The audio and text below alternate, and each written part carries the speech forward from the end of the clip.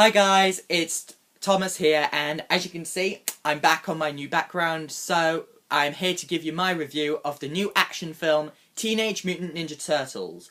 Teenage Mutant Ninja Turtles is directed by Jonathan Liebesman and stars Megan Fox. The film follows April O'Neil, who lives in New York City, this time with the live-action adaptation of, you guessed it, the Teenage Mutant Ninja Turtles. Now, I wasn't really that excited for Teenage Mutant Ninja Turtles. I'm just not really into these live-action adaptations, G.I. Joe, Retaliation, The Last Airbender, and other films like that. So the trailers just didn't got me excited at all, and the trailers didn't have me the highest of hopes. So it was not that surprising for me that this movie was not very good. There are some good moments in the film that I would get there. The four actors who play the Turtles, you know, Michelangelo, Raphael, Donatello, and Leonardo, are easily the best part in the film. The four actors play the Turtles, and one of them's voiced by Johnny Knoxville, who just only does the voice for Leonardo, but the actors who play the Turtles, they do the motion capture more than doing the voice, and it's got a good cast too.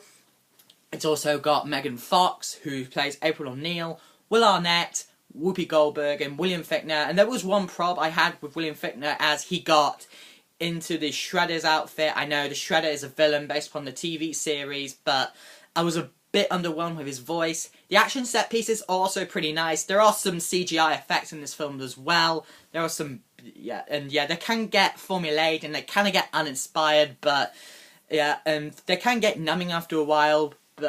And I know it's an adaptation based upon the TV series and also the old films. And even if you do, you need to make a live adaptation. You need to make the story interesting, because just like the musical Joseph and the Amazing Technicolor Dreamcoat, which is terrific because it's based upon the biblical story about this boy the character of Joseph, how he got this multicolored coat by his father, and which created a huge jealousy amongst his brothers, and then he got drawn into slavery. You know the based on songs written by Tim Rice and Andrew Lloyd Webber, and this movie is really slow. And the musical is just terrific, and the story in this movie can get kind of dull, kind of uninspired, and kind of formulaic, and this movie is very slow paced. This movie runs, why? Because it's an hour and 40 minutes long, because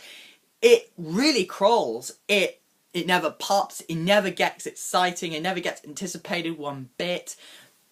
And because, it's so based up behind the TV show, behind the other films, and like I said, there are some big action sequences. It's got a good cast. It's also got big action sequences, big battles, big effects that are really well put together and well composed, but they don't mean anything. And whilst you're watching the action sequences, it gets numbing after a while, just because behind the TV series and the other films, while you're watching the action sequences in this movie, it's going to happen. But overall, Teenage Mutant Ninja Turtles isn't the worst thing out there. If you're a younger kid, you might enjoy it. Kind of see it on a matinee price or on cable. But if you're not for anyone too interested into action movies, skip this one. I'm going to give it a 2 out of 5. So if you've seen Teenage Mutant Ninja Turtles, let me know what you thought in the comments below. Thank you guys for watching, and please subscribe, and I'll see you next time.